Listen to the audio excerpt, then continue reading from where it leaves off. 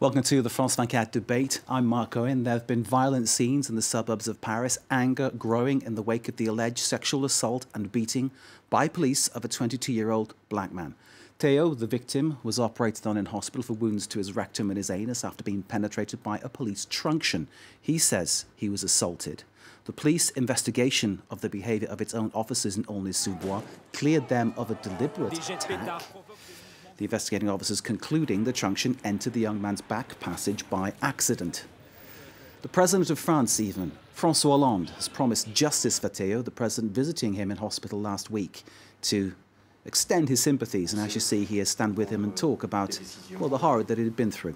When the France 24 debate, we'll hear from a friend of Theo and his family here in our studio. He says police violence has become the norm in some Paris suburbs. We'll also hear from those who say the job of policing has become so lowly regarded that it undermines their vital job, and it is a vital job, protecting the community, enforcing the law. Meet all our guests after this report from Laurent Berstecker. The unrest continues. After a night of violence in Bobigny Saturday, more riots erupted in Argenteuil, northwest of Paris, as a group of around 50 youths set vehicles and garbage cans on fire Sunday night. Around 2,000 people had gathered outside a courthouse Saturday to demand justice for Theo, a 22-year-old who says he was sexually assaulted by police. But the peaceful protest turned violent after some demonstrators started clashing with officers. Conservative presidential candidate François blamed the chaos on the government. Why did the Interior Minister let this demonstration take place when the risk of violence was obvious? Other politicians pointed out that Saturday's gathering was largely peaceful, yet most of the attention was focused on the violence. All night we saw the same pictures of 3 or 4 people burning cars over and over again, yet the large majority of people had called for peaceful protests. The unrest was sparked by the alleged assault of a young black man by 4 policemen who were accused of raping him with a truncheon. An internal police investigation found the injuries, including tears in the rectal area, were, quote, not intentionally inflicted, and an ongoing criminal probe has seen only one of the 4 officers charged with rape. The case has revived frustrations over policing in French immigrant communities, where accusations of violence and harassment are legion. Laurent Berstecker with that report. The France 24 debate. Paris, its suburbs on the edge. Is France in its Ferguson moment? The violence in Ferguson, Missouri was repeated across the USA in the wake of a white police officer shooting dead a young black man. Protesters across the US rising up against racist policing. Is this the same moment for France? Well, our guests to discuss the situation here in this country are Majid Messoudine, a city councillor of Saint-Denis, a member of the Front de Gauche, and you know Theo, the recent victim, his family. You visited him in hospital. I did not visit Theo because I don't want to make more trouble. But I talk with some people that know him, and I try to take some news about his the way he is. Yesterday we listened to his sister, and she told me how tough it was for them. And they can't talk. They can't think about anything else that his physical state now. Okay, Majid, thank you. On the other side of our studio, Pierre Gauthieron, independent photojournalist, who has, with your camera, witnessed a number of things that have happened. Briefly, how shocked have you been by what you've seen? Yeah, I covered the clashes in Aulnay-sous-Bois and also the demonstrations in Paris, the demonstrations of support for Theo. And I see a lot of things, but a very large, a lot of people are here to support Theo in Paris, but also in suburbs, and they are gathered for demonstrations. Sophie Baudet-Gendreau is a professor of political science and American studies at the Sorbonne here in Paris. You've written books, of course, about the situation here in France, about the whole issue of what's happening in the suburbs. What is your feeling, Sophie, that you have about what's happening right now? Well, precisely this research that has just been published compare various forms of public disorder in Ferguson, Baltimore, for instance, but also in France in Saint-Denis in 2005, England, London 2011, and so on. And I think that there are specificities concerning those violence and explanations too. That's what we are going to discuss, right? We're going to discuss that and much more. Sophie, we appreciate you coming in, and obviously your perspective is greatly valued. Thank you very much indeed. We hope to be joined by Eric Stemelin, who is a security consultant, joining us by phone. Eric is a former Deputy Chief of Police in the French National Police. Eric, I hope you can hear me. Are you there, sir? Yes, I am here. Eric Stemelin, good evening. Thank you very much for being with us. Now, obviously, as you are, I suppose, in this debate representing the police or their point of view, you may be in a minority. We'll see how this goes. But thank you for being with us. What is your feeling right now about the situation on the streets of certain parts of France? Yes, we know this kind of situation from about 20 or 30 years in the suburb of the big cities, especially near Paris. It's not a surprise because we have. It's not new. When we have a problem in the police with demonstrations or with people from the suburb of Paris, we will have a lot of riots in France. And the problem here that the government is very, very aware about the public order. Eric, thank you. Bear with us, please. Is the basic problem, let's get everybody involved now. The basic problem here is that when something happens, a march, a demonstration, violence, people break up parts of an area, they break up bus stops, they burn cars. Is the problem that the authorities address that issue, but not the issues that lie behind it, the reasons why these things happen? Majid. Yeah, today we talk more about the violence after this gathering than why people were there and they were there to support Theo. There were like 2,000 people. I was there. I listened to all the people that said words to describe their feeling about what happened to Theo, but also to other victims of the police brutality in France. And it's a shame that today we only talk about this violence and this material violence. I think that we should compare that to the social violence that these people live every day.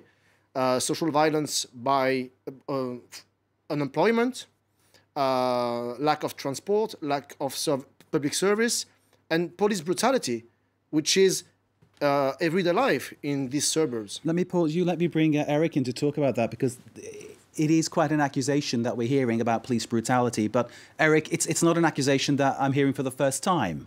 And when one looks around, one sees what happens when I'm driving around in my car and I see a car being stopped by the police. It always seems to be, well, two young guys who aren't white who are being stopped. Is there that element of brutality and racism within the police force? Would you agree? Excuse me, could you repeat the question? The basic question, sir, is the police racist? Is the police acting in a brutal way? I don't know. I don't know exactly, because we have a lot of crimes in the suburb of big cities, as I told you. And the problem is that we have in France about 600 or 700 areas where the police has a problem to go inside for crimes. That is a very important problem. Police goes everywhere. Because how can I say that? A lot of crimes there are committed by French citizens, young French citizens coming from Africa. And after that, we have a reaction of the population of the cities against the police, but not only against the police, it's against all what we call the state, France, or the authority. And it's a problem. Eric, bear with me. You say it's a problem. You say it's mainly black youths that are committing these crimes. Majid was shaking his head. Majid, tell us why you were shaking your head. Yes. Well, yes, Eric, please bear with us. Let Majid reply, please. Nothing can justify police brutality. Everyone has the right to be protected by the police, even if they are criminals. Police in France, policemen mustn't behave like criminals, must not be violent.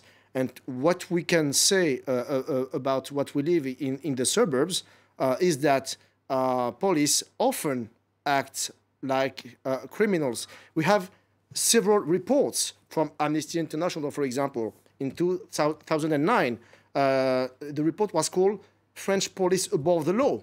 And we have different reports saying that from 2004 to 2014, more than 100 people died because they crossed the police. So, and that's Amnesty International saying that. Yeah. Bear with me a second, Sophie. In terms of what we're hearing here about the actual root problems of what's happening. I think it's much more complex than that. Of course, the media focus on the trains that are always coming late. And we focus on when problems occur. I'd like to hope in France 24 we get there a bit earlier, but yes, I hear what you're saying. I hear what you're saying. And consequently, what we do not focus upon is that 90%, or let's say between 70 and 80% of the French have a good opinion of the police. Even the new French, only 20% of them say that... the new French, you mean immigrants? Who are French. Yeah, sure. And only 20% of them say they would never trust the police. Okay, so as in all corporations, you have rotten apples. But I don't think it's fair to discredit the whole institution for those rotten apples. And it's the same with the youth. What we are talking concerning the destructive youth, it's a minority, a very tiny minority. A lot of youth in those areas want to go to university if they can, have a job and a stable life. And consequently, I know that journalists do their job, but researchers have to set things right. Let me bring Eric back in. Pierre, I'll bring you in a moment. Eric, I'm coming back to you because I need to ask you about the situation involving the young 22-year-old man, Theo, who says he was sexually assaulted by a police truncheon. The police investigation said that this was an accident. Now, many people will find this kind of hard to believe that this happened accidentally. What do you think this kind of case does to people's trust in the police here in France? Yes, I understand the question, but the police officer is charged now with the crime of rape by a magistrate investigate. We have inside the police what we call inspectorate of the police. And I must say that the police is the administration in France where we have a lot of internal inquiries. I cannot comment on the special situation of Theo because I don't know exactly what it happens. Now this problem is inside. Eric, what do you think this does to people's belief in the police? How people see the police, how they think about the police when they hear that this happened, according to the police, by accident? Because it seems to anybody, I think, it seems strange that such... No, it's not an accident. It's not an accident because the incrimination is, I don't know, translate in English, is violence volontaire, it's a violent act. That means the problem to define in the law rape, the intention rape is important, and this is the problem. This is the problem.